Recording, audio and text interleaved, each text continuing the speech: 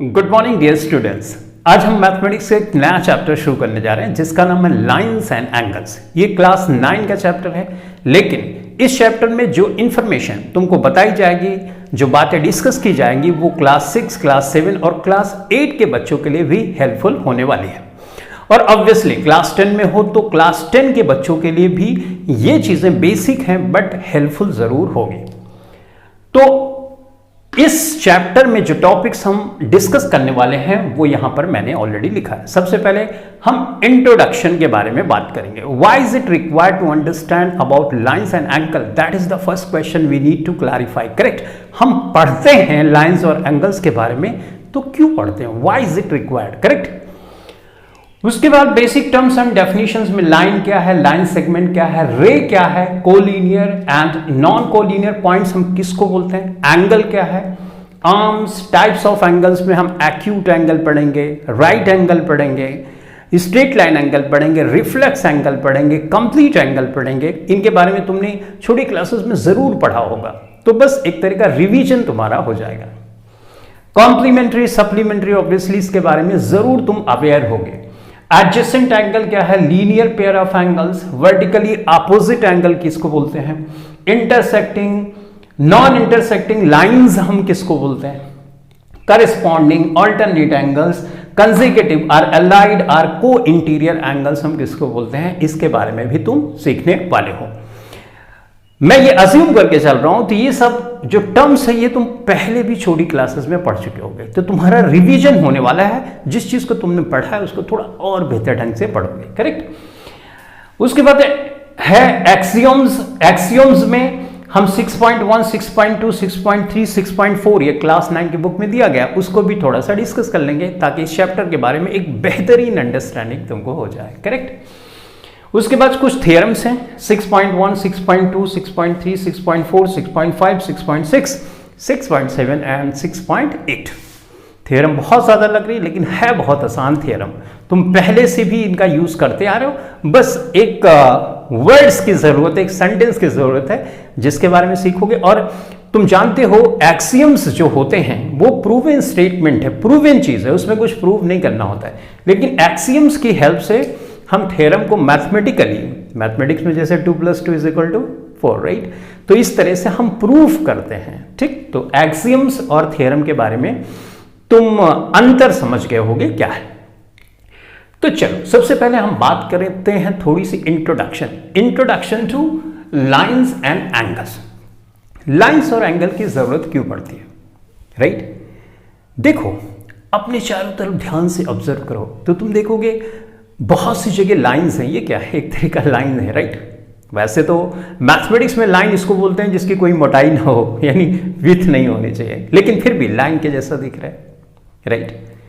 Angle तुम बहुत जगह देखते होगे, जैसे देखो ये देखो, ये लाइन है, ये लाइन है, अब ये देखो एंगल बनता जा रहा है, ये बीच का, इसको बोलते हैं एंगल, राइट। और तुमने ये भी कई बार ऑब्जर्व किया होगा कि कोई चीज को अगर एक डेफिनेट एंगल पे तुम रखते हो तो चीज टिकी रहती है, लेकिन एंगल तुमने डिस्टर्ब किया तो वो चीज गिर जाती है। जैसे ताश के पत्ते को ऐसे अरेंज करो, कैसे खड़े रहते हैं, और जैसे ही उनका एंगल चेंज किया वो धड़ाधड़ नीचे गिर जाते हैं।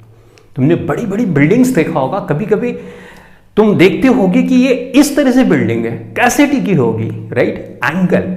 इसका मतलब एक इंजीनियर अगर होता है तो उसको एंगल के बारे में बहुत बेहतरीन नॉलेज होता है, इसलिए बहुत ऊंची ऊंची वो बिल्डिंग्स बना लेता है और वो बिल्डिंग हमेशा हमेशा के लिए टिकी रहती, कभी गिरती नहीं है, राइट।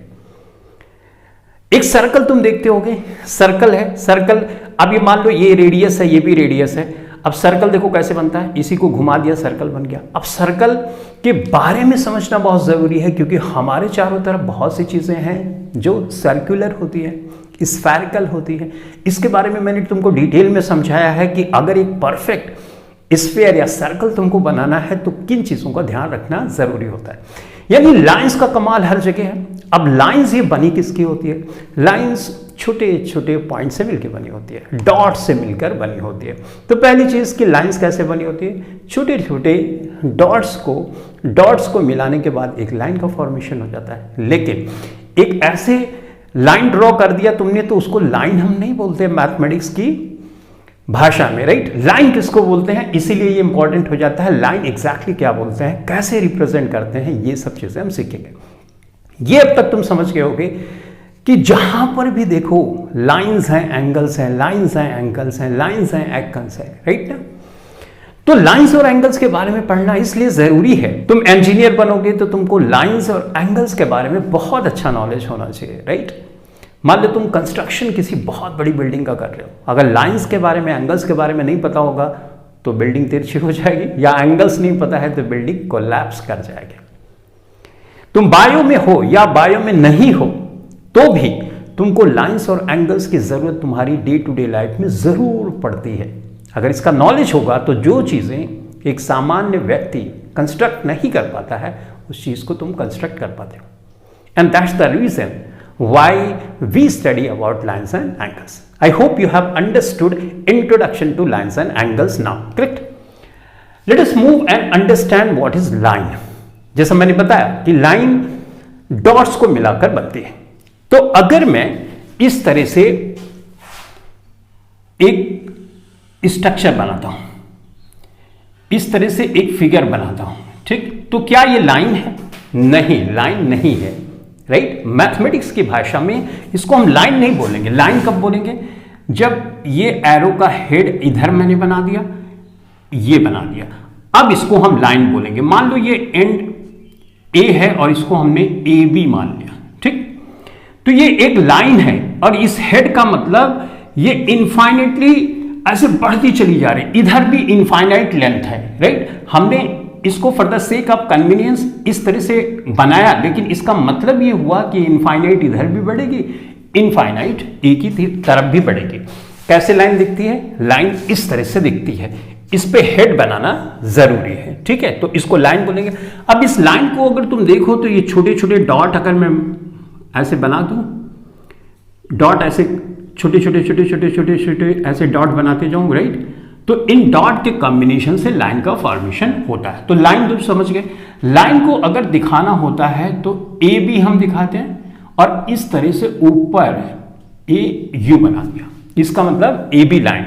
लेकिन हम जनरली इसको इस तरह से दिखाते नहीं है क्योंकि वो टाइम कंज्यूमिंग हो जाता है, थोड़ा सा उतना क्लियर पिक्चर नहीं आ पाता। तो हम इसको अगर लिखना है तो हम ऐसे भी लिखते हैं, लाइन ए बी।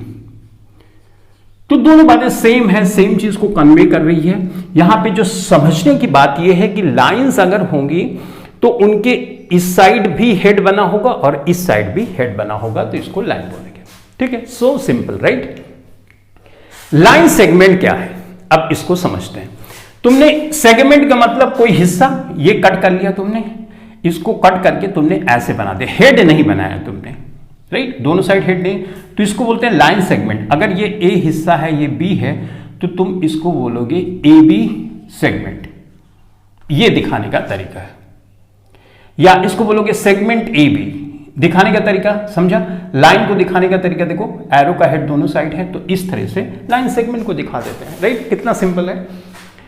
उसके बाद है रे, है ना। रे के बारे में स्पेशली तुम स्टडी करते हो जब फिजिक्स पढ़ते हो, उसमें लेंस है या कोई मिरर है तो उसमें हम रे ऑप्टिक पढ़ते हैं, एक ब्रांच है जिसमें हम रे को दिखाते हैं। तो रे कैसे दिखाते हैं?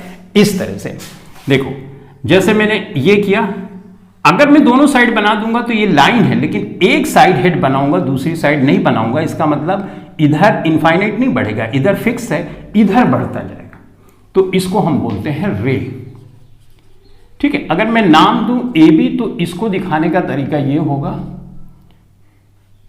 ए बी और यू हमने इसको दिखा दिया, ठीक। लिखेंगे रे ए बी। रे ढेर सारी मिल जाती है ना, तो उसको बीम बोलते हैं ऑप्टिक्स में। ऑप्टिक्स मतलब जब हम स्टडी करते हैं लेंस के बारे में, मिरर के बारे में, तो वहां पे रे ऑप्टिक्स एक ब्रांच ही होती है जिसके बारे में स्टडी करते हैं। तो रे तो समझ गए, राइट। So simple. यहां पे अगर एरो के हेड पे इस तरह से बना है तो इसको रे। बीम किसको बोलेंगे? एक रे, दो रे, तीन रे, चार, तो इस तरह से कलेक्शन होता है, तो हम इसको बोलते हैं बीम, ठीक। आई होप रे के बारे में अब तुम समझ गए होगे और लाइन सेगमेंट और लाइन के बारे में समझ। अब हम बात करेंगे कोलिनियर पॉइंट।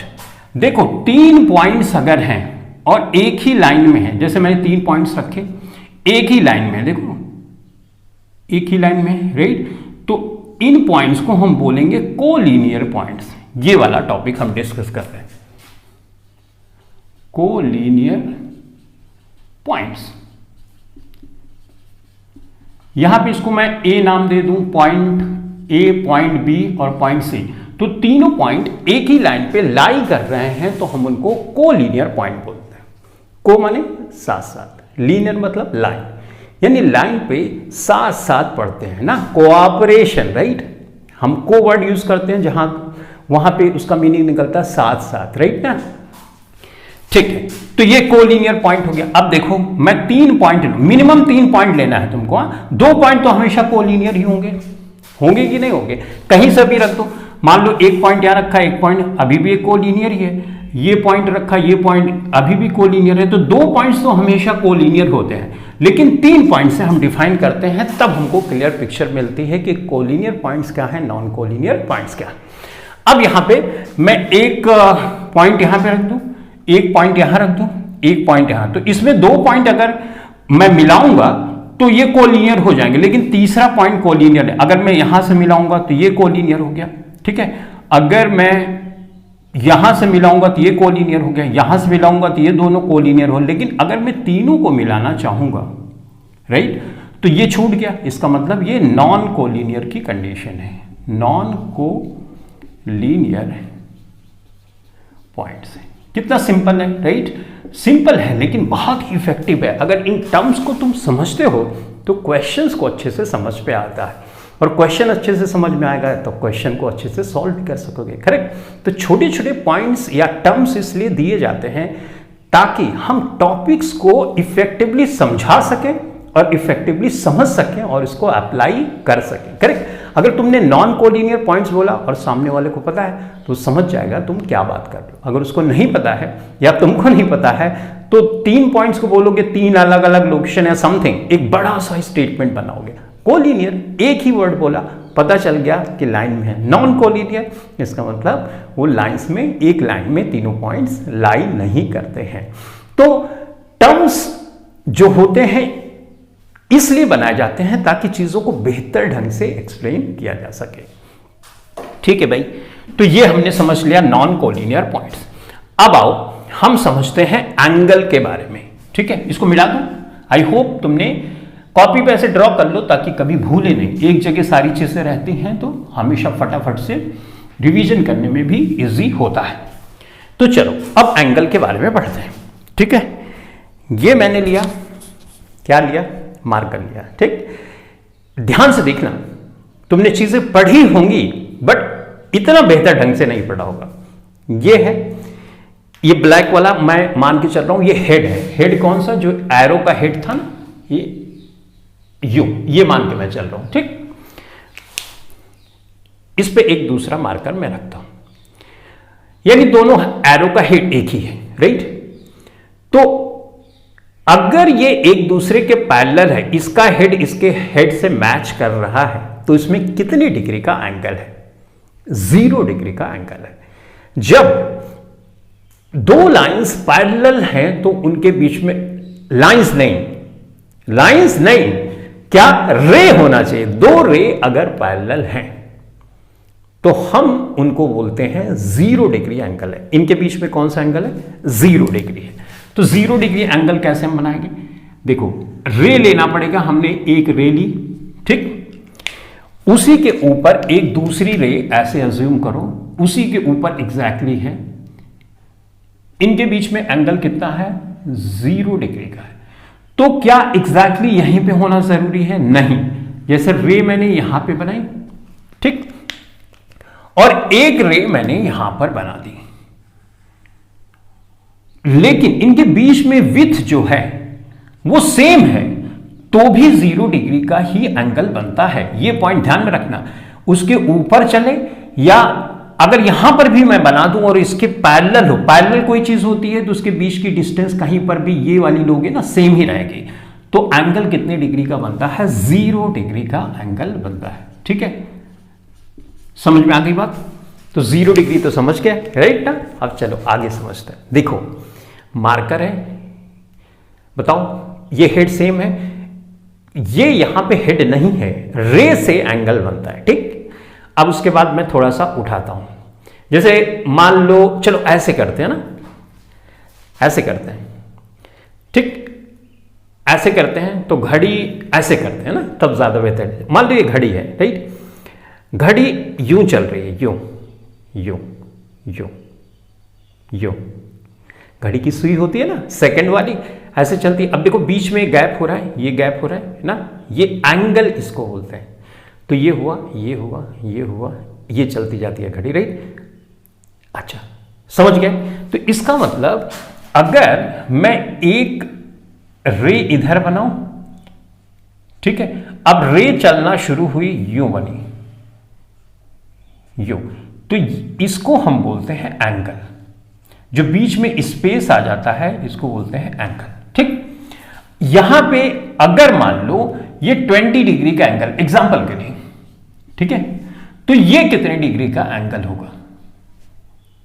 एंगल ये 20 डिग्री का, तो यहां पे कितने डिग्री का एंगल है?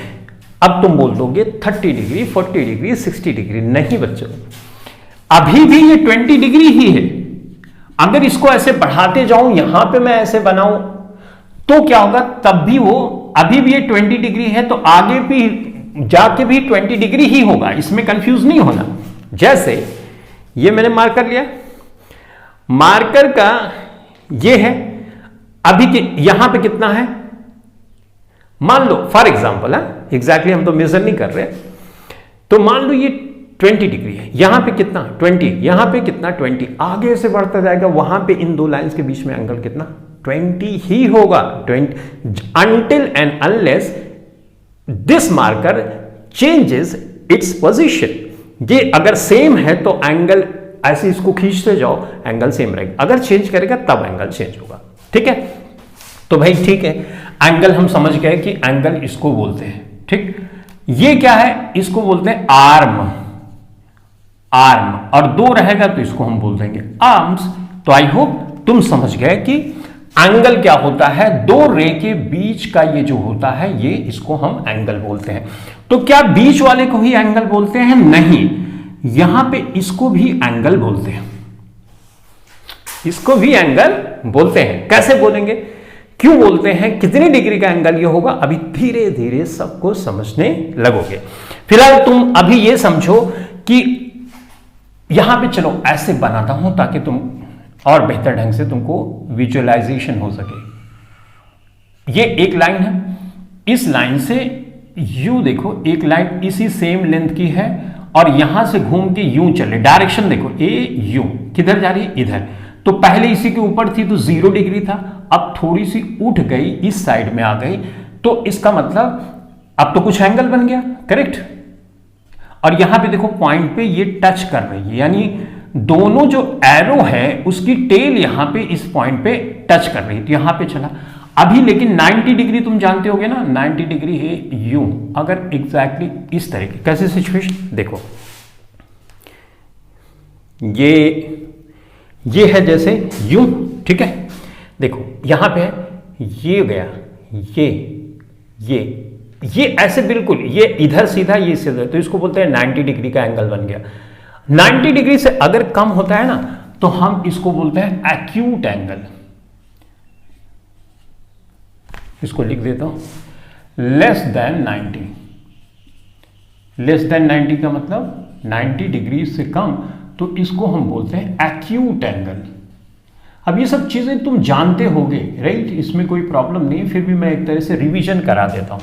एक्यूट एंगल हो गया, कौन सा एंगल, ये वाला एक्यूट एंगल है। तो कहां तक एक्यूट एंगल चलेगा, देखो अभी ये एक्यूट एंगल ही है अपना, ये एक्यूट एंगल है, ये एक्यूट है। यहां क्या था, ये 0 डिग्री था, जब एकदम बिल्कुल इसके पैरेलल थे 0 डिग्री, फिर उसके बाद ये acute angle, acute angle, acute angle, acute angle. अब एग्जैक्टली जब सीधा, यहां तक भी एक्यूट है, अगर थोड़ी सी भी जगह बची है इधर ना, एक्यूट है। अब एग्जैक्टली इसके सीधा हो गया तो इसको बोलते हैं राइट एंगल।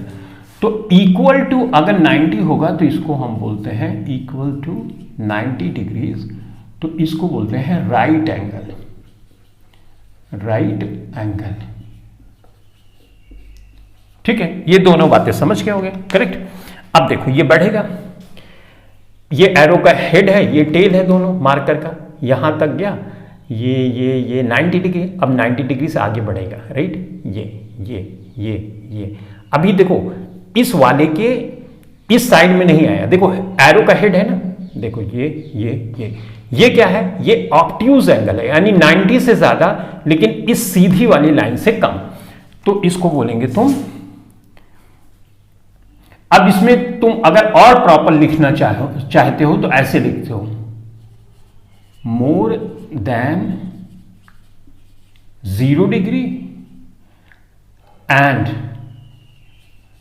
लेस देन, यहां पे लिख लेना लेस देन 90, तब ज्यादा प्रॉपर हो गया। इक्वल टू 90 हुआ तो राइट एंगल। अच्छा, more than 90 degrees but less than 180 degree,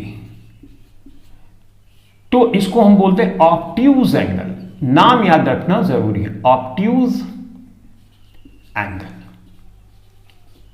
तो ऑब्ट्यूज एंगल कहां तक होगा ये देखने की जरूरत अपने को है। तो ये तो 90 हो गया, ये मान लो एक हमने ये मान लिया कि ये एक्यूट हुआ इतना, यहां से ये चलेगा पूरा यहां तक, क्या रहेगा, एक्यूट है। जब एग्जैक्टली इसके सीध में आएगा तो राइट एंगल हो जाएगा, और यही चीज अगर यहां पे पहुंच जाएगी तो ये वाला एंगल देखो, ये यहां से यहां तक का एंगल की बात कर रहा हूं, यानी जहां से चला है ना वहां से पूरा एंगल तुमको लेना है।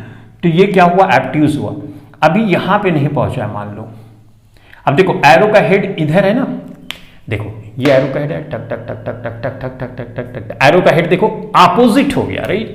तो अपोजिट हो गया तो हम इसको बोलते हैं कि 180, यहां तक, अगर यहां तक भी होगा ना तो ऑब्ट्यूज ही होगा, यहां तक होगा ऑब्ट्यूज ही होगा, यानी यहां से तुमको लेना है, यहां से यहां से यहां एग्जैक्टली जब एकदम बिल्कुल एंटी पैरेलल हो जाएगी। ये क्या है, ये पैरेलल है क्योंकि हेड दोनों का एक ही साइड है। अब देखो ये हेड अपोजिट हो गया तब इसको एंटी पैरेलल हो गया ना, एंटी पैरेलल मतलब पैरेलल के अपोजिट हो गया। तो ऐसी सिचुएशन में यहां से यहां तक, यहां शुरू से चल के यहां तक का जो एंगल होगा, ये देखो डायरेक्शन देखो, यहां से चला यहां तक, तो इसको बोलते हैं स्ट्रेट एंगल। तो स्ट्रेट एंगल क्या होता है, इक्वल टू 180 डिग्रीज होता है, तो हम इसको बोलते हैं स्ट्रेट एंगल। Straight angle. अब देखो यहां पे इंपॉर्टेंट पॉइंट बताता हूं, यहां पे जहां पे थोड़ा सा कंफ्यूजन होता है। देखो तुमने एक लाइन देखी इस तरह से, तुमसे पूछा जाए कितने डिग्री का एंगल है, तुम 180 बता देते हो, करेक्ट ना, बता देते हो, राइट। यहां पे हो जाती है गलती। अब तुमको कैसे ये बात पता कि एरो का हेड दोनों एक ही साइड है या एरो का हेड इधर है, ये तो यहां पे लिखा नहीं है, राइट। तो जब एरो का हेड देखो इस तरह से हो तब ये 180 डिग्री है, लेकिन मान लो एरो का हेड इस तरह से है, यहां है इस तरह से, इस तो मतलब एक ही साइड में है, एक ही साइड होता है तो जीरो एंगल होता है। कितना, जीरो एंगल। देखो ये कितना है, जीरो, राइट। अब देखो ये एरो का हेड है, ये एरो का हेड अपोजिट हो जाता है तब 180 डिग्री का एंगल बनता है, राइट ना। थी ना इंपॉर्टेंट बात। तो इक्वल टू 180 होगा तो इसको हम स्ट्रेट एंगल बोलेंगे। अब ये फिर से चलता गया, तो ये मान लो यहां पे पहुंच गया, राइट। ये तो यहां से चला, मान लो घड़ी की सुई चल रही, यहां से चलती यहां पे पहुंच गई। तो इस पूरे एंगल को हम बोलते हैं रिफ्लेक्स एंगल, यानी more than 180 but less than 360। 360 क्या है, पूरा गोला बना के यहां पे अपनी पोजीशन पे फिर से पहुंच जाओ, पूरा गोला बना के फिर से पहुंच जाओगे 360। तो इसका मतलब 180 के बाद हमको रिफ्लेक्स एंगल भी मिलता है, तो इसको हम बोलते हैं रिफ्लेक्स एंगल। ठीक है भाई, रिफ्लेक्स एंगल हमने कर दिया। तो कहां तक, यहां पहुंचा, ये भी रिफ्लेक्स एंगल है। उसके बाद और आगे पहुंचा, ये यहां से यहां पर अभी रिफ्लेक्स एंगल, इधर पहुंचा, इधर से चलोगे रिफ्लेक्स एंगल, अगर इधर तुम काउंट करोगे बच्चों तो ये एक्यूट हो जाएगा क्योंकि 90 से कम है ना। तो किस डायरेक्शन में चल रहे हो ये इंपॉर्टेंट है। अब यहां चलते चलते यहां पहुंच गए कि रिफ्लेक्स, अब बताओ रिफ्लेक्स, राइट, अब बताओ रिफ्लेक्स, अब बताओ रिफ्लेक्स, अब बताओ। अब तो जहां से चले थे वहीं फिर से पहुंच गए। तो कितने डिग्री का एंगल तुमने ट्रेवल किया? तुमने 360 डिग्री का किया। तो इक्वल टू 360 जब आएगा, इक्वल टू 360 डिग्रीज आएगा तो इसको हम बोलते हैं कंप्लीट एंगल, कंप्लीट एंगल। अब तुम ये पूछोगे सर जो, देखो ध्यान से देखना और तुम खुद बताना कि क्या हो रहा है, बताना एंगल। देखो ये एरो का हेड है, ये भी एरो का हेड है, तो ये चलना शुरू हुआ ना, एक्यूट एक्यूट एक्यूट, अभी भी एक्यूट एंगल, एक्यूट एक्यूट, ये राइट एंगल, ठीक है। अब यहां से बढ़ा, मतलब ये पूरा ले रहे हैं हम, यहां से बढ़ा, क्या हुआ, ऑब्ट्यूज ऑब्ट्यूज ऑब्ट्यूज, देखो हेड इधर हो गया, इधर हो गया, अब कितना 180 डिग्री। अब आगे रिफ्लेक्स रिफ्लेक्स रिफ्लेक्स रिफ्लेक्स, ये सब रिफ्लेक्स है। अब तुम ये मत ले लेना, ये ले लोगे तो ये तो 90 हो जाएगा, राइट। इधर से चल रहे हो तो ये लोगे ना रिफ्लेक्स, उसके बाद यूं यूं यूं। अब यहां पे एग्जैक्टली आके हेड से हेड मिल गया तो तुम बोलोगे जीरो एंगल, करेक्ट बोल सकते हो। लेकिन तुमको ये देखना है किस डायरेक्शन से तुम, अगर तुम यहां से घूमते घूमते घूमते घूमते इस वाले एंगल को कंसीडर कर रहे हो तो ये 0 डिग्री नहीं होगा, ये 180 डिग्री होगा। जब ये चीज इसके ऊपर अभी चली ही नहीं है तब 0 डिग्री होगा। तो इसका मतलब ये हो गया 360 डिग्री बनेगा, तो हम उसको बोलते हैं कंप्लीट एंगल। तो दो रे की हेल्प से हमने एंगल के बारे में समझा। आई होप यहां पे कोई कंफ्यूजन नहीं होगा, और इसके पहले भी छोटी क्लासेस में तुमने पढ़ा होगा तो वहां पर भी शायद कंफ्यूजन नहीं होगा। 180 0 360 में कंफ्यूजन हो सकता है, जिसको मैंने क्लैरिफाई किया। एक बार चलो दोबारा से करते हैं, तुमको बताना है। हेड हेड 0 डिग्री, अभी कुछ चला ही नहीं, चलता क्या, कितना डिग्री है बना बताओ, 90 डिग्री, राइट। अब कितना ऑब्ट्यूज ना, अब कितना हुआ, हेड देखो दोनों अपोजिट साइड हो गया 180। अब कितना, कौन सा, ये वाला रिफ्लेक्स रिफ्लेक्स रिफ्लेक्स, अभी ऐसे हो गया तो ये कितना, यहां से घूम के रिफ्लेक्स रिफ्लेक्स रिफ्लेक्स रिफ्लेक्स, क्या 0 हुआ, नहीं। अब देखो इसकी लोकेशन हेड की दोनों सेम है, ये 0 डिग्री नहीं हुआ। यहां से अगर तुम चल रहे हो तो ये यहां पर पहुंचने पे 360 डिग्री घूम गया है। अब अपने दिमाग से सोचो, एक बच्चा तुम्हारे साथ खड़ा है, तुम्हारा दोस्त खड़ा है, एक सर्कुलर पाथ है, तुम्हारे साथ खड़ा है तो 0 डिग्री, राइट। अब वो पूरे सर्कुलर पाथ पे घूम के आता है, फिर से तुम्हारे पास पहुंच जाता है, तो तुम क्या बोलोगे, तुमने 0 डिग्री चला, तुम बोलोगे नहीं तुमने 360 डिग्री चला, ठीक। आई hope you have understood now. तो ये तो कुछ छोटी छोटी बातें रही जो मैंने एक्सप्लेन की। अब हम बात करते हैं टाइप्स ऑफ एंगल्स के बारे में। कॉम्प्लीमेंट्री एंगल, कॉम्प्लीमेंट्री एंगल मतलब दो एंगल्स को जोड़ने पे जब 90 आता है तो उसको हम बोलते हैं कॉम्प्लीमेंट्री एंगल, ठीक है। तो चलो बता देता हूं कि कॉम्प्लीमेंट्री एंगल, ये कई बार पूछा जाता है, एक एंगल दिया जाता है और दूसरा एंगल के बारे में पूछा जाता है। देखो जैसे मैंने यहां पे किया, एक एंगल ये ड्रॉ किया, और मान लो कि मैंने ये किया और यहां पे मैंने दे दिया 30 डिग्री, और ये मैं बोल रहा हूं कि कॉम्प्लीमेंट्री है, मतलब ये एंगल ए है और ये मान लो एंगल बी है। अब मैं बोलता हूं एंगल ए, लिखने का तरीका ये होगा, angle A and angle B are complementary या इज कॉम्प्लीमेंट्री, ठीक है। तो ऐसी कंडीशन में तुम ये समझ जाना कि ये दोनों का एडिशन 90 होता है। कॉम्प्लीमेंट्री का एडिशन क्या होता है, 90 होता है, कॉम्प्लीमेंट्री, ठीक है। इसका सम कितना होता है, कॉम्प्लीमेंट्री एंगल्स जो होते हैं उनका सम कितना होता है, सम उनका होता है 90 डिग्री, ठीक। अगर ये 30 है तो क्वेश्चन में बोला जा रहा है कि कॉम्प्लीमेंट्री है, तो इसका मतलब ये 60 होगा, राइट, क्योंकि 60 और 30 जोड़ के ही तो 90 होगा। कॉम्प्लीमेंट्री का मतलब जो एंगल दिया है दोनों का सम कॉम्प्लीमेंट्री होगा, ठीक है। बात समझ में। अच्छा ऐसे भी हो सकता है, मान लो ये ड्रॉ हो, यहां पे तुमको कुछ ना दिया गया हो, ठीक। इस तरह से बोला गया हो कि ये एंगल, मान लो ये एंगल सी मान लेता हूं, एंगल ए और एंगल सी कॉम्प्लीमेंट्री है, तो इसका मतलब सी एंगल सी को और एंगल ए को जब तुम जोड़ोगे ना तो ये 90 डिग्री आना चाहिए। ये 30 डिग्री यहां पे दिया गया है, ये 90 हो गया, तो एंगल सी कितने का होगा? अब ये ट्रांसपोज करना तुम जानते होगे, एंगल सी निकालना 90 माइनस 30, ये प्लस है इधर जाएगा इक्वल साइन के, तो ये माइनस में हो जाएगा, ये 60 डिग्री, यानी एंगल सी कितने हो गया? 60 डिग्री। तो कॉम्प्लीमेंट्री जब बोले तो तुम्हारे दिमाग में तुरंत क्लिक होना चाहिए, कॉम्प्लीमेंट्री का मतलब ये हुआ कि sum of two angles is 90 degrees. अगर ये बात तुमको पता है तो आसानी से एक एंगल दिया रहेगा, दूसरे को सोचो कितना जोड़ने पे ये 90 हो जाएगा, तो जितना जोड़ने पे आएगा वो एंगल की वैल्यू निकल आएगी, राइट ना।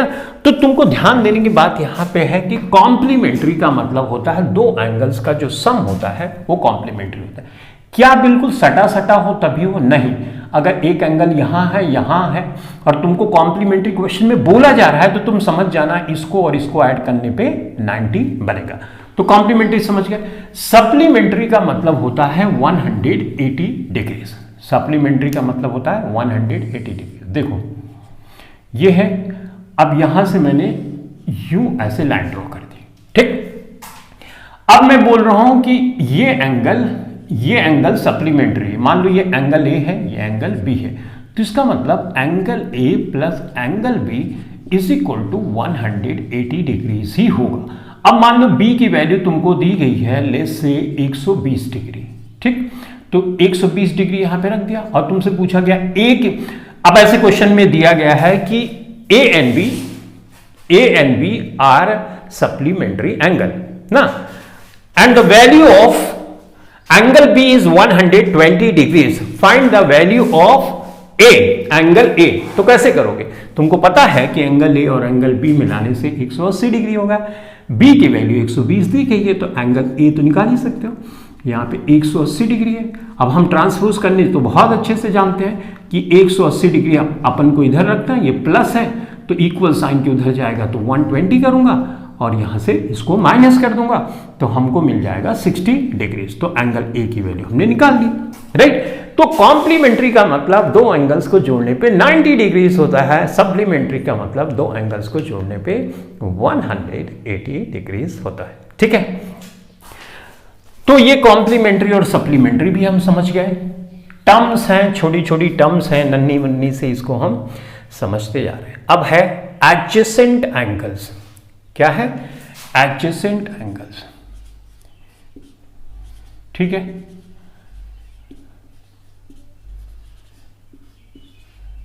एडजेसेंट एंगल्स, इसके बारे में तुम ऑलरेडी जानते होगे, थोड़ा सा ध्यान दो कि एडजेसेंट एंगल किसको बोलते हैं, उसके बाद हम थोड़ा सा इस पे और बेहतर ढंग से डिस्कशन करने वाले हैं। ओके, देखो जैसे एंगल बनाने के लिए हमको रे की जरूरत पड़ेगी तो मैंने एक रे यहां पर बना दी, ठीक है। एक रे मैं और बना देता हूं, लेस से कि मैं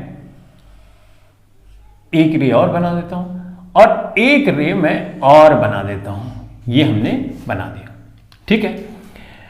अब यहां पे तुम ध्यान से ऑब्जर्व करोगे तो ये वाली रे, इस वाली रे और इस वाली रे दोनों में शामिल है, तो इसको हम बोलते हैं कॉमन आर्म। जनरली हम क्या बोलते हैं? आर्म, इसको आर्म बोलते हैं ना। एंगल जो होता है इस साइड जो रे होती है उसको आर्म बोलते हैं। तो ये वाली आर्म को कॉमन बोलेंगे क्योंकि इस लाइन इस रे के और इस रे के बीच में है, तो इसको हमने बोला कॉमन आर्म, ठीक है। इसको क्या बोलेंगे? ये वाली और ये वाली रे, ये नॉन कॉमन आर्म्स हैं, राइट। नॉन कॉमन आर्म्स, ठीक। देखो एडजेसेंट का मतलब होता है सटा सटा, पास पास। लिटरल मीनिंग है सटा सटा, पास पास। जो पास पास होता है ना तो उसको हम बोलते हैं कॉमन, सॉरी उसको बोलते हैं एडजेसेंट। एडजेसेंट का लिटरल मीनिंग ही होता है सटा सटा। ये सटा सटा है, हाँ सटा सटा है, ये है नहीं है, राइट। तो सटा सटा होता है, पास पास होता है, जिसको एडजेसेंट बोलते हैं। अब मैथमेटिक्स की भाषा में एक कॉमन आर्म होना चाहिए एक कॉमन वर्टेक्स होना चाहिए, कॉमन आर्म, देखो वर्टेक्स इसको बोलते हैं, ये जहां पे ये पॉइंट मिल रहा है तो ये वर्टेक्स हो गया। एक कॉमन आर्म होती है जो एक कॉमन वर्टेक्स होता है, और नॉन कॉमन आर्म्स जो होती है वो इस तरह से होती है, यानी कॉमन आर्म्स और वर्टेक्स नॉन कॉमन आर्म्स के बीच में पड़ना चाहिए। तो ये एंगल और ये एंगल को हम बोलेंगे ये दोनों एडजेसेंट एंगल्स हैं, एडजेसेंट एंगल्स हैं। अब तुम ये भी बोल सकते हो कि सर ये जो एंगल है, ये एंगल है, ये तो एक लाइन है, स्ट्रेट लाइन, तो इन दोनों का अगर तुम एडिशन कर देते हो तो ये सप्लीमेंट्री भी एंगल है। हाँ, तो सप्लीमेंट्री एंगल भी बोल सकते हैं। अलग अलग नाम इसलिए दिए जाते हैं ताकि चीजों के बारे में हमको क्लियर पिक्चर पता चले, क्लियर अंडरस्टैंडिंग हो जाए। तो यहां पे इनको और इनको जोड़ोगे, ऑब्वियसली सप्लीमेंट्री भी है, लेकिन साथ ही साथ इन एंगल को हम एडजेसेंट एंगल्स भी बोल सकते हैं। तो एडजेसेंट एंगल के लिए हमको एक कॉमन आर्म होनी चाहिए, कॉमन आर्म होनी चाहिए, non common arms common arm को घेरे रहना चाहिए, यानी कॉमन आर्म बीच में ही होना चाहिए। दूसरा एग्जांपल लेते हैं, देखो जैसे मान लो यहां पे है, यहां पे, ठीक है, ये है और यहां पे ये है, ये मैंने यहां पे इस तरह से बना दिया, ध्यान देना बात। ओके, ये वाला देखो एक कॉमन आर्म है किसके किसके बीच में, इसके बीच में, मान लो ये ए रे है, ये बी रे है, ये सी है, ये डी है। अब ये एंगल एफ है, ये एंगल जी है।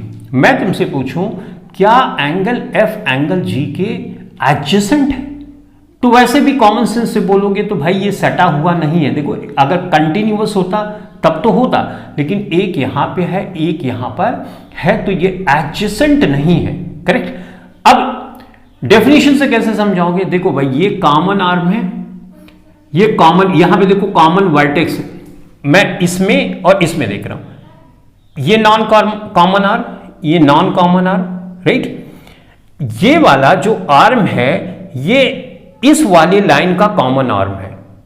नॉन, देखो वर्टेक्स तो सेम है, कोई कंफ्यूजन नहीं, और यहां पे नॉन कॉमन आर्म्स भी है, कोई कंफ्यूजन नहीं। तीन चीजों होना चाहिए, एक तो कॉमन आर्म होनी चाहिए, एक नॉन कॉमन आर्म होनी चाहिए, राइट, एक वर्टेक्स होना चाहिए। इस केस में हम कंसीडर करते हैं नॉन कॉमन आर्म्स, एक कंडीशन फुलफिल, वर्टेक्स ये भी कंडीशन फुलफिल। अब कॉमन आर्म हम ढूंढते हैं, इसमें क्या कॉमन आर्म, तुम इसको बोलोगे, इन दोनों लाइंस का नहीं बोल सकते। क्यों? क्योंकि ये वाली जो लाइन है, इस लाइन, इस रे और इस रे की कॉमन आर्म है, ना कि इन दोनों की कॉमन आर्म है। तो इसका मतलब एफ और जी एडजेसेंट एंगल्स नहीं है। देखा ना कितना इंपॉर्टेंट कॉन्सेप्ट बताया। तो जब कॉमन आर्म्स होगी और ये कॉमन आर्म्स दो नॉन कॉमन आर्म्स के बीच में पड़ेगी और एक वर्टेक्स होगा, तभी एडजेसेंट एंगल होगा। अच्छा, मैं थोड़ा सा सिचुएशन चेंज कर देता हूं, ये कर देता हूं। अब मैं बोलूं एफ जी एच, एच है, मैं पूछूं कि एफ और एच क्या एडजेसेंट एंगल है, तो क्राइटेरिया चेक करो कि भाई नॉन कॉमन आर्म्स, एक नॉन कॉमन आर्म्स ये है, ठीक है, एक पॉइंट हो गया। वर्टेक्स, हाँ वर्टेक्स भी है। कॉमन आर्म क्या इन दोनों के बीच में कोई है? हाँ ये कॉमन आर्म्स है। इसका मतलब ये और ये तो एडजेसेंट एंगल है, लेकिन ये और ये एडजेसेंट एंगल नहीं होगा। अच्छा, इसी तरह से अगर मैं जी और एच की बात करूं, एच और जी की, तो इसमें हमको देखना होगा नॉन कॉमन आर्म्स ये है, एक नॉन कॉमन आर्म्स ये हो गई, ठीक है, कॉमन आर्म्स ये है, हाँ ये भी है, वर्टेक्स भी है, वर्टेक्स भी है। इसका मतलब ये और ये दोनों एडजेसेंट एंगल है। समझ में आया? और वैसे भी इतना ज्यादा दिमाग नहीं भी लगाओ तो सटा सटा होगा तो उसको एडजेसेंट एंगल्स बोलते हैं। देखो यहां पे मैंने बना टू ठाक ठाक ठाक, ये क्या होगा? सटा हुआ है, एक के बाद एक कंटिन्यू है, तो इसका मतलब ये क्या हुआ? एडजेसेंट एंगल हुआ, राइट। देखो ये मैंने बनाया यूं यूं, ठीक है, ये मैंने बनाया सटा सटा, तो इसका मतलब ये और ये एडजेसेंट एंगल हुआ। अब देखो मैं दूसरा कुछ बना रहा हूं, ये मैंने बनाया, ये बनाया, एक लाइन और ड्रॉ की, ये और ये क्या एडजेसेंट है? नहीं है। क्यों? क्योंकि भाई सटा सटा नहीं है, बीच में देखो गैप आ जा रहा है ना। तो आई होप अब तुमको समझ में बेहतर ढंग से आ गया होगा। बस मैथमेटिक्स की भाषा में थोड़ा और बेहतर ढंग से समझ में आता है, ताकि जब कॉम्प्लिकेटेड फिगर्स आए तो वहां पे कंफ्यूज ना हो। तुमको अपना कॉन्सेप्ट यूज कर देना है कि भाई एक कॉमन वर्टेक्स होना चाहिए और दो नॉन कॉमन आर्म्स होना चाहिए, दो नॉन कॉमन आर्म्स के बीच में एक कॉमन आर्म्स होनी चाहिए। अगर ऐसा है तो इन तीनों लाइंस के माध्यम से जो एंगल्स बनेगा उसको हम एडजेसेंट एंगल्स बोलते हैं, सटा हुआ एंगल तुम बोल सकते हो। ठीक, तो चलो भाई ये बात तो हमने समझ ली एडजेसेंट एंगल्स के बारे में। लीनियर पेयर ऑफ एंगल्स क्या है, अब थोड़ा सा ये समझ लेते हैं। ये तुम पहले से भी जानते हो कि कोई इसमें प्रॉब्लम नहीं। Linear pairs of angles, linear को देखो, लीनियर मतलब line, right. Linear pairs of angles बहुत ही बेसिक चीज है। एक लाइन मैंने ड्रॉ की यू, ठीक है, यू ड्रॉ की। अच्छा, ये एंगल और ये एंगल, मान लो एंगल ए और एंगल बी है, तो ये एडजेसेंट एंगल भी है, करेक्ट। और हम ये भी जानते हैं कि अगर हम यहां से चलना शुरू करेंगे, यू इधर से चलेंगे, यहां से चलेंगे यहां, तो 180 डिग्री का बनेगा, राइट। तो इसका मतलब हम ये बोल सकते हैं angle A plus angle B is equal to 180 degrees ना। लीनियर पेयर क्यों है? देखो भाई, इसको मिलाओगे और इसको मिलाओगे तो एक लाइन बन गई ना। देखो यहां पे चले, एक लाइन पे आ गए, जहां से चले थे यहां पे अपोजिट है, लेकिन एक लाइन पे तुम आ गए, इसलिए इसको बोलते हैं लीनियर पेयर। क्यों बोलते हैं linear pair of angles? Linear pair of angles क्यों बोलते हैं हम इसको? क्योंकि दो एंगल्स को मिलाने पे एक पेयर मतलब क्या होता है? पेयर मतलब जोड़ा, राइट ना। एक चीज अकेले है तो जोड़ा नहीं है, पेयर नहीं है, लेकिन दो चीज होती है तो हम बोलते हैं ना पेयर है, राइट। तो दो एंगल्स को मिलाने पे जब हमको एक स्ट्रेट लाइन मिल जाती है तो हम उसको बोलते हैं लीनियर पेयर्स ऑफ एंगल्स। तो हम कहां तक पहुंच गए? हम यहां तक पहुंच गए। अब पढ़ते हैं वर्टिकली अपोजिट एंगल। देखो एक लाइन मैंने ये ड्रॉ करी यू, अब लाइन मैं बोल रहा हूं तो इसका मतलब दोनों साइड में हेड होना चाहिए। एक लाइन मैंने यहां पे ड्रॉ की, ठीक। वर्टिकली अपोजिट का मतलब ये वाला एंगल और ये वाला एंगल, यानी एंगल ए और एंगल बी, तो ये वर्टिकली अपोजिट बोलते हैं। वर्टिकल किसी चीज को कैसे बोलते हैं? जैसे ये सामने है ना, मतलब एक के ऊपर सामने, वर्टिकली अपोजिट। वर्टिकल तो समझ तो, जैसे ये वर्टिकल है, ये हॉरिजॉन्टल है, ये वर्टिकल है, ये हॉरिजॉन्टल है, वर्टिकल है। अब यहां से वर्टिकल कैसे देखोगे?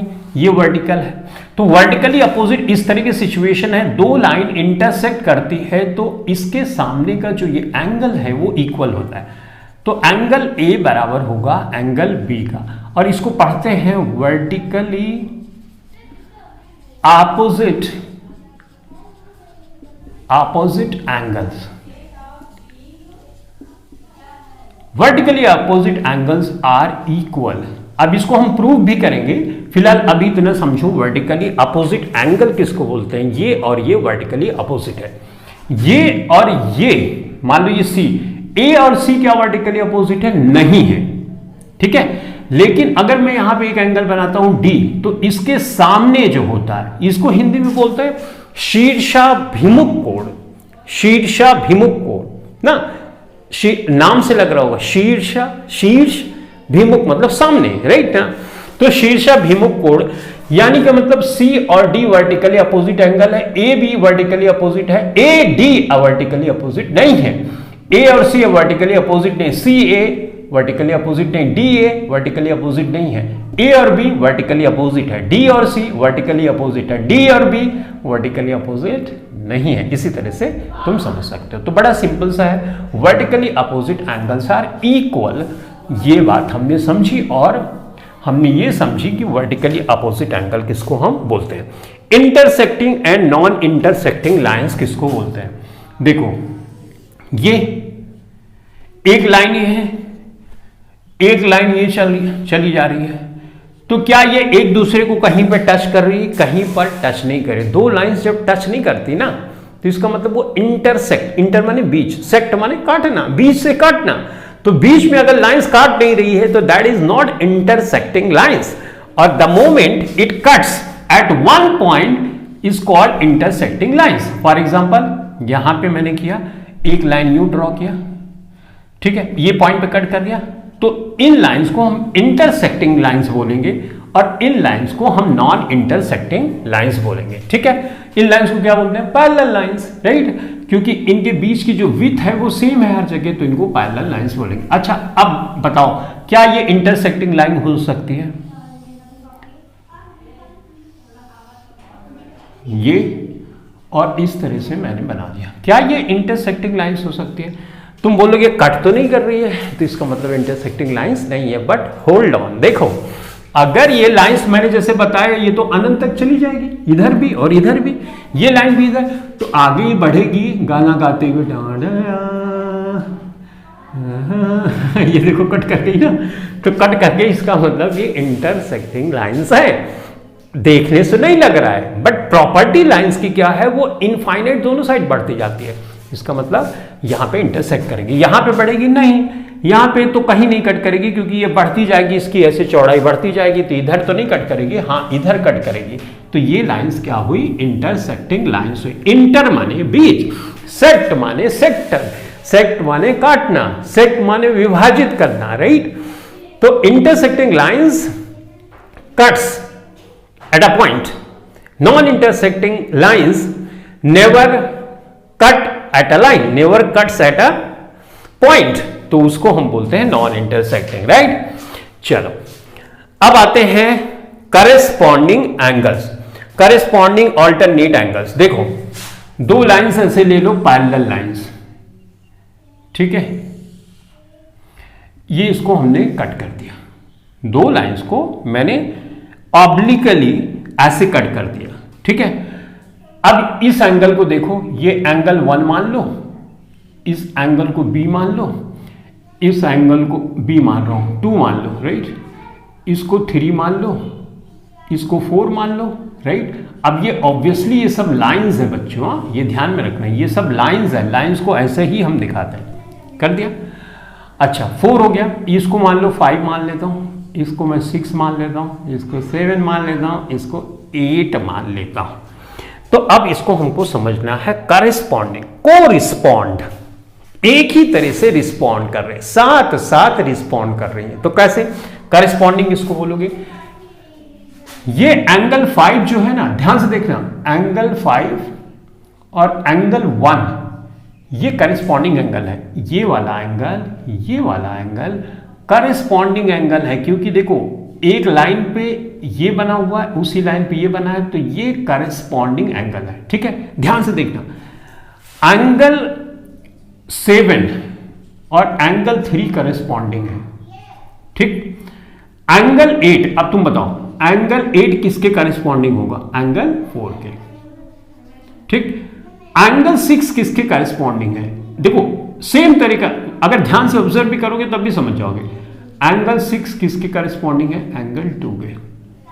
अच्छा एंगल 5 क्या एंगल 2 के करेस्पॉन्डिंग है? एंगल 5 एंगल 2 के क्या करेस्पॉन्डिंग है? नहीं है, ठीक है, ये बात याद रखना, ठीक है। ये जो अंदर है एंगल 4, एंगल 3, एंगल 6, एंगल 5, ये सब एंगल है, इंटीरियर एंगल इनको बोलते हैं, इंटीरियर एंगल्स। बड़ा आसान है समझना, ये लाइंस के अंदर है ना दोनों, देखो ये लाइंस के अंदर पढ़ना है इंटीरियर एंगल। अब ये जो बाहर पढ़ना है जैसे एंगल 1, एंगल 2, एंगल 8, एंगल 7, ये सब क्या है? ये सब एंगल एक्सटीरियर है। एक्सटीरियर मतलब बाहर, देखो ये अंदर वाला पोर्शन हो गया, ये दो लाइंस के अंदर है तो इंटीरियर, बाहर है तो एक्सटीरियर, तो ये बाहर है ये बाहर है, तो ये क्या हो गए? एक्सटीरियर एंगल्स हो गए, exterior angles, right. I hope तुम अभी बहुत बेहतर ढंग से समझ पा रहे हो। तो ये एक्सटीरियर एंगल हो गया। और कुछ डिस्कस करना है यहाँ पे? करेस्पॉन्डिंग, हाँ अल्टरनेट एंगल डिस्कस करना है। तो अल्टरनेट एंगल कैसे डिस्कस करते हैं? देखो ये लाइंस है, ये लाइंस है, ये लाइंस है, जब z बनता है, देखो ए यू यू जेड, इंग्लिश का z, तो ये एंगल इस एंगल के अल्टरनेट एंगल होगा। यानी यहां पे अगर मैं देखूं, ये z बनाने की कोशिश कर रहा हूं मैं, ये z बन गया, तो ये एंगल यानी एंगल 4 और एंगल 5 एंड एंगल 5 कौन सा एंगल है? अल्टरनेट एंगल, अल्टरनेट एंगल्स, ठीक है, अल्टरनेट एंगल्स हो गए। ठीक, इसी साइड इधर, अब देखो इधर, ये देखो, ये है, ये है, तो एक z बना, अब z उल्टा बना लेकिन z तो बना ना, तो एंगल 3 और एंगल 6 ये भी क्या होगा? अल्टरनेट एंगल्स होंगे। ठीक है, तो अल्टरनेट एंगल हमने समझ लिया। ठीक, आई होप इसको एक बार ध्यान से देख लो कि अल्टरनेट एंगल हम किसको बोलते हैं। ठीक, ठीक है, अब देखो, जैसे मान लो इसमें एक टर्म दिया गया है कंसेक्यूटिव आर एलाइड को इंटीरियर। को इंटीरियर मतलब जैसे 3 और 4 है ना, देखो को माने मैंने बताया पहले साथ साथ, तो ये साथ साथ अंदर है, तो इसको हम को इंटीरियर एंगल भी दोनों को बोल सकते हैं। को इंटीरियर मैंने बोला कि को जो है साथ में होता है, यानी एंगल 4 एंड एंगल 3 इसको हम बोलेंगे को इंटीरियर एंगल। इसी तरह से इसको बोल सकते हैं को इंटीरियर। अच्छा, ये या इसको साथ में एक और बोलते हैं अलाइड, है ना, तुमने सुना होगा अलायंस, अलायंस सुना होगा, दो पार्टीज अलायंस करती है तो उसी से अलाइड है, अलाइड मतलब मिल जाती है। तो ये दोनों एंगल हम बोल सकते हैं अलाइड एंगल्स या को इंटीरियर। अच्छा, ये बाहर अगर है दोनों एंगल साथ साथ तो को एक्सटीरियर बोल सकते हो, उनको अलाइड बोल सकते हो, लेकिन इंटीरियर इसको नहीं बोल सकते, ये तो बाहर है ना, तो ये टर्म डिफरेंट हो जाएगी। बाकी अलाइड वाला कॉन्सेप्ट सेम रहेगा और कंसेक्यूटिव वाला भी कॉन्सेप्ट कंसेक्यूटिव बोल सकते हो, चाहे इन दोनों को लो चाहे इन दोनों को लो, ये अलाइड है, ये भी अलाइड है, ये भी अलाइड है, ये भी अलाइड, ये और ये अलाइड नहीं है। ठीक है, तो अलाइड समझ गए। अगर इंटीरियर को इंटीरियर बोलोगे तो ये दोनों को लोगे, इसको को इंटीरियर बोलेंगे, लेकिन को एक्सटीरियर अगर बोलोगे तो इसको और इसको ले सकते हो, ये और ये को एक्सटीरियर है, ये इसके को एक्सटीरियर है। ठीक है, तो ये बोल सकते हो। अब एक चीज और, वर्टिकली अपोजिट एंगल तो मैंने समझा ही दिया।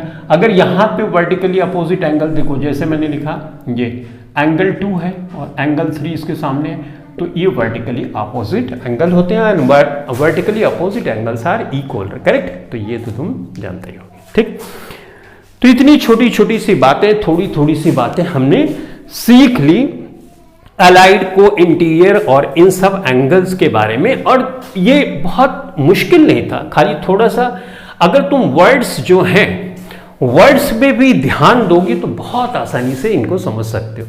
जो वर्ड्स हैं अगर उस वर्ड पे भी तुम ध्यान दोगे तो बहुत आसानी से तुम इनके बारे में समझ सकते हो, कुछ ज्यादा मुश्किल नहीं। ठीक है, तो अब आती है एक्सियोम्स के बारे में। तो एक्सियोम्स कुछ है, उसके बारे में अगर हम समझना चाहते हैं तो एक्सियोम्स के बारे में भी समझ सकते हैं। एक्सियोम्स जैसे मैंने बोला कि एक्सियोम्स जो होते हैं, एक्सियोम्स जो होते हैं वो पहले से प्रूवन है, उसमें कुछ तुमको प्रूफ नहीं करना है, राइट। लेकिन जो थियरम होते हैं उनको एक्सियोम्स के हेल्प से हम प्रूव करते हैं, मैथमेटिकली हम देखते हैं, जैसे लीनियर पेयर का रूल लगाएंगे और उसके बाद प्रूव करेंगे कि जो कंडीशंस बताई जा रही है वो सही है कि नहीं, किसके, विद द हेल्प ऑफ एक्सियोम्स। ठीक, तो चलो अब जो एक्सियोम्स है इसके बारे में हम थोड़ा सा पढ़ लेते हैं। ठीक है, तो हमारा पहला एक्सियोम शुरू होता है एक्सियोम 6.1। तो अब हम बात करने वाले हैं एक्सियोम्स 6.1। एक फैक्ट की तरह तुमको उसको याद कर लेना, इसको कुछ प्रूफ नहीं करना होता, ये ऑलरेडी से प्रूवन स्टेटमेंट है। ठीक, तो पहला एक्सियोम है 6.1, ध्यान से देखना। इफ अ रे तो अभी समझ रहे हो यू वाले, इफ अ रे stands on a line, the sum of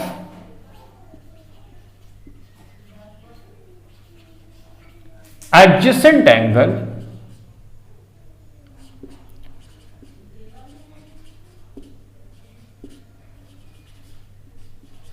angles so formed is 180 degrees. ये तुम्हारा एक्सियोम 6.1 है, एक्सियोम 6.1 है, ठीक है। इसमें क्या बोल रहा है, इफ अ रे ये होता है stands on a line the sum of adjacent के बारे में हमने समझ ही लिया, तो अब कोई मुश्किल नहीं है। तो ये देखो एक लाइन में ड्रॉ की, यू की, ठीक है। अगर इस पे इसी के ऊपर एक रे ऐसे बनती है, इफ अ रे स्टैंड्स, इस पे स्टैंड करती है एक लाइन पे, तो the sum of adjacent angle, ये एडजेसेंट होगा, मान लो ये एंगल ए है और ये एंगल बी है, तो जो एंगल फॉर्म होते हैं वो कितने होते हैं, 180 डिग्री के होते हैं। तो ये तो हम वैसे भी समझ रहे हैं। अब ये एडजेसेंट एंगल क्या है, इसके बारे में तो कंफ्यूजन तुमको नहीं होगा। दो नॉन कॉमन आर्म्स के बीच में कॉमन आर्म्स हो, एक कॉमन वर्टेक्स हो, तो जो एंगल बना होता है उसको हम एडजेसेंट बोलते हैं। तो इसका मतलब angle A plus angle B is equal to 180 degrees. तो इसमें कोई खास बात, कोई भी खास बात नहीं है, तो बड़ा आसान सा था। वैसे भी हम जानते हैं स्ट्रेट एंगल होता है तो 180 डिग्री होता है, तो उसी चीज को थोड़ा सा स्टेटमेंट में लिख के प्रॉपरली हमको बता दिया गया। तो ये था हमारा एक्सियम 6.1, ठीक। चल अब दूसरी एक्सियम देखते हैं। ये एक्सियम ऑपोजिट है, थोड़ी सी ऑपोजिट मतलब इसी का ऑपोजिट, एक्सियम्स 6.2। इसमें बोलता है if the some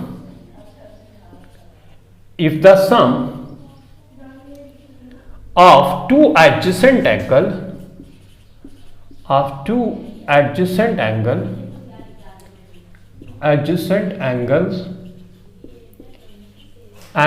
is 180 degrees, then the non-common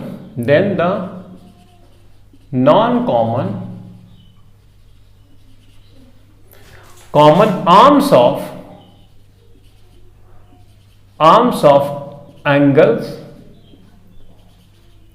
formed a line। अभी कोई बड़ी बात नहीं बोलती, इसी बात को उल्टा कर दिया। अगर 180 डिग्री दो एडजेसेंट एंगल्स का या दो नॉन कॉमन आर्म्स का एंगल्स होता है तो एक लाइन बन जाती है। तो चलो ये देख लेते हैं। अगर ये बोल रहा है कि ये 180 है, राइट, ये दो एडजेसेंट एंगल, मान लो एंगल ए और एंगल बी अगर 180 डिग्री बनाती है, तो ये जो लाइन है नॉन कॉमन आर्म्स है, ये एक स्ट्रेट लाइन होगी। देखो if the sum of two adjacent angles, यानी इसका और इसका सम हमको दिया गया है कि 180 डिग्री है, तो जो ये नॉन कॉमन आर्म्स है, यानी ये वाली आर्म और ये वाली आर्म है, वो स्ट्रेट लाइन होगी, है ना। तो कितनी सिंपल सी बात। एक्सियम्स 6.3 क्या बोलता है, इसको समझ लेते हैं। जानते सब कुछ हो, खाली स्टेटमेंट में उसको लिखना, ठीक है। तो चल फटाफट से लिखते हैं। ये बोलता है कि इफ, अगर a transversal line,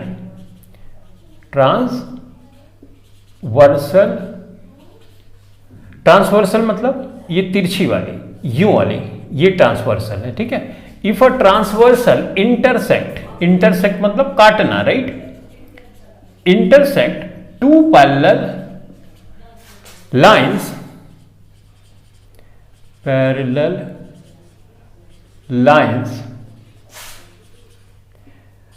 then each pair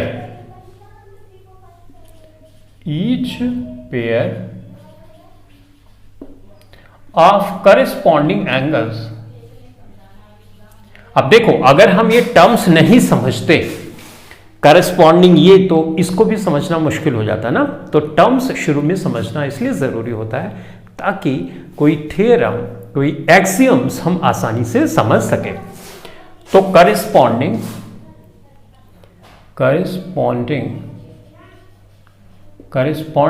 angles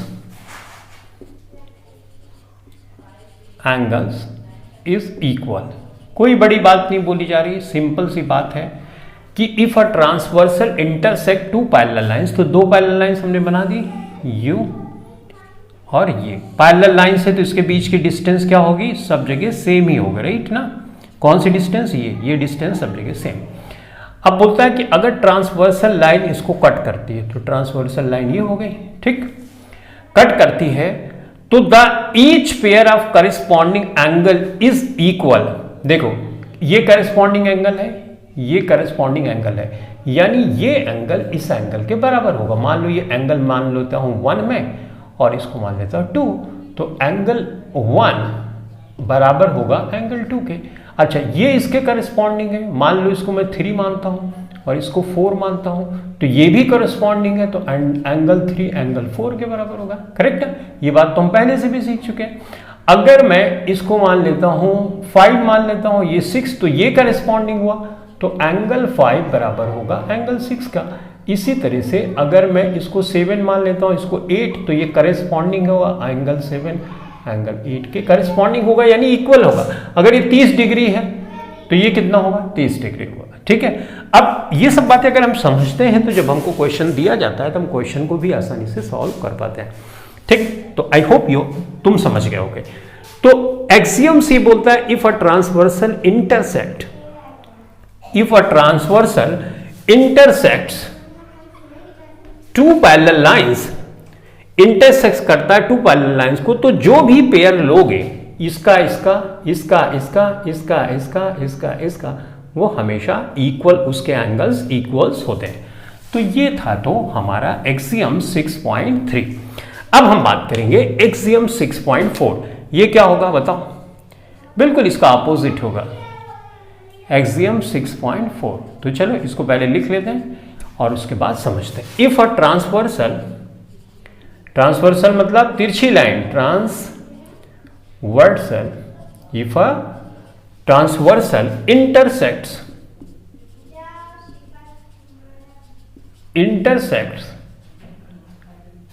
two lines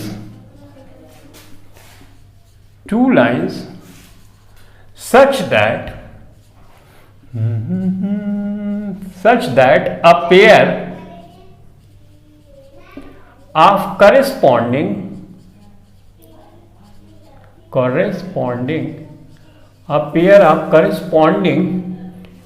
is equal, then two lines are parallel to each other. बड़ा इंपॉर्टेंट है, पैरेलल टू ईच अदर। अगर तुम इसको बहुत ध्यान से देखोगे तो इसका तो ऑपोजिट है। इसमें बोल रहा है कि इफ एक ट्रांसवर्सल लाइन है, ठीक है, ये ट्रांसवर्सल, अब लाइन का मतलब तुम समझ गए होगे कि लाइंस का मतलब हेड बनाना है, तभी लाइंस है, नहीं तो रे बन जाएगी। अगर एक ट्रांसवर्सल तिरछी लाइन इंटरसेक्ट्स दो पैरेलल लाइंस, देखो एक ट्रांसवर्सल लाइन दो लाइंस को इंटरसेक्ट करती है और इनके करेस्पॉन्डिंग एंगल बराबर है, ये इसके बराबर है करेस्पॉन्डिंग एंगल, ये इसके बराबर है, ठीक है, ये इसके बराबर है, ये इसके बराबर है, ये एंगल इस एंगल के बराबर है। तो इसका मतलब बोल रहा है कि ये जो दो लाइंस यहां पे खींची है ना, ये पैरेलल लाइन होगी। मान लो ये मैं ए बी लाइन मान लेता हूं, ये सी डी लाइन मान लेता हूं, तो ऐसे लिखूंगा ए बी लाइन दिखाते हैं तो ऐसे लिखाते हैं। अब पैरेलल को दिखाने का ये तरीका होता है, इसका मतलब सी डी के पैरेलल होता है, तो लाइंस को यूं दिखाते हैं, लिख भी सकते हो। तो A B line is parallel to C D. पहले में क्या था कि अगर एक ट्रांसवर्सल लाइन दो पैरेलल लाइंस को कट करती है तो कॉरेस्पॉन्डिंग एंगल्स इक्वल होते हैं। इसमें बोल रहा है कि अगर एक ट्रांसवर्सल तिरछी लाइन दो लाइंस को कट कर रही है और कॉरेस्पॉन्डिंग एंगल्स अगर इक्वल हैं, तो वो जो दो लाइंस हैं, यानी ये ए बी और सी डी, ये एक दूसरे के पैरेलल होंगे।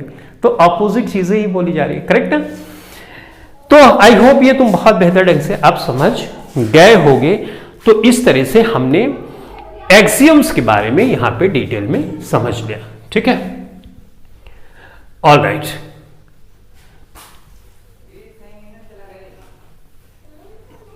तो ये मैंने मिटा दिया। अब हमारा बचा थ्योरम, राइट।